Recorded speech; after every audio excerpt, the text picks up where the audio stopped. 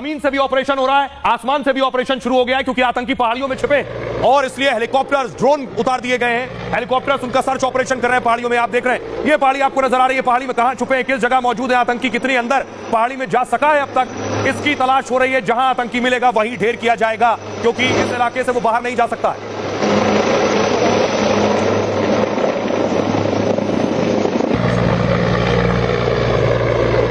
साथ ही एनआईए यानी national investigation agency आज पहलगाम पहुंची है। वो तस्वीर है, एनआईए ने जांच शुरू कर दी है, जांच तेज कर दी है। एनआईए के हेलीकॉप्टर आप देख रहे हैं पहलगाम में उतरा। एनआईए की टीम ने इन्वेस्टिगेशन शुरू किया, आतंकी कहां से आए, सबूत और साक्ष्य जुटाए एनआईए ने।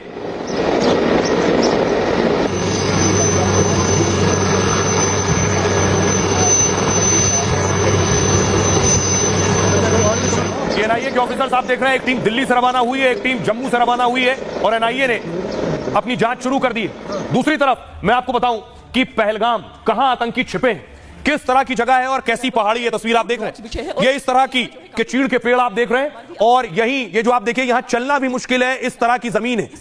यही आतंकी भागकर पहाड़ियों की तरफ छिप गए। अब देखिए कैसे आतंकियों का खात्मा होना है। सबसे पहले मैं मैप के जरिए आपको बताऊंगा कि किस जगह पर पहलगाम है। आप देख रहे हैं श्रीनगर से 90 किलोमीटर दूर पहलगाम है और इस्लामाबाद आपको नजर आ रहा है। पहलगाम में ही पहाड़ियां हैं, इन्हीं पहाड़ियों में आतंकी हैं। कैसे और कौन से वो उपकरण और इक्विपमेंट्स हैं अत्याधुनिक सेना के पास, जिसके जरिए आतंकियों को तलाशा जा रहा है पहाड़ियों में। ये जो आपको ऊपर पहाड़ियां नजर आ रही हैं, इन्हीं पहाड़ियों में आतंकी छिपे हैं। यहीं पहुंचना है सेना को। मिनी स्विट्जरलैंड में आतंकियों ने खूनी खेल खेला है। बैसरन पहलगाम का एक प्रमुख पर्यटन स्थल है। चीड़ के पेड़, घने जंगलों और पर्वतों से घिरा हुआ है। पहलगाम शहर से लगभग 6 किलोमीटर दूर है और 20 किलोमीटर के इलाके को सेना ने घेर लिया। सीआरपीएफ, राष्ट्रीय राइफल्स, सेना और पुलिस इस ऑपरेशन में जुटी है।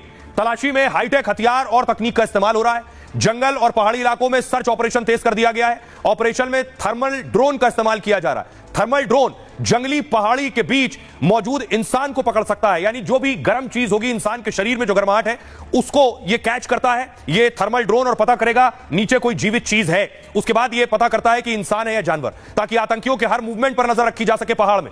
इसके अलावा फोलिएज पेनिट्रेटिंग रडार सिस्टम से भी तलाशी शुरू हो गई है। यह रडार किसी जगह पर लगातार निगरानी करने में सक्षम है, साथ ही बड़े इलाके से में तात्कालिक लक्ष्य ट्रैकिंग प्रदान करता है। MI-17 हेलीकॉप्टर के जरिए आतंकियों की तलाश की जा रही है। आसमान से पाताल तक आतंकियों की तलाशी हो रही है। हमले वाली जगह के पास 15 पॉइंट्स पर घेराबंदी की गई है। साथ ही तलाशी में खोजी कुत्तों की भी मदद ली जा रही है। आतंकियों ने हमले से पूरे इलाके में की रेकी की थी हमले से पहले, और अब आतंकियों का यहां से बचना लगभग नामुमकिन है।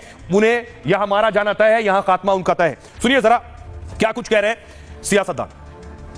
बड़ा दर्दनाक वाकया है ये, बल्कि ये मैसेकर है और हम नरेंद्र मोदी हुकूमत से इस बात का डिमांड करते हैं कि वो अकाउंटेबिलिटी किसकी है फिक्स करें, और उम्मीद करते हैं कि हुकूमत इन तमाम जालिमों को सबक सिखाएगी। पहली दफा मैंने देखा कि मस्जिदों में, मेरे पास कई मस्जिदों की जम्मू प्रोविंस चिनाब वैली की और यहाँ की भी मैं उसूल करूँगा, जहाँ इमाम साहब दहशतगर्दों और दहशतगर्दी की इस हमाकत को और इस बेवकूफ़ी को और इस हरकत को कंडम करते हैं और आवाम से अपील करते हैं कि दहशतगर्दों का साथ मत दें। ये मुल्क के खिलाफ भी है और मानवता के खिलाफ भी है।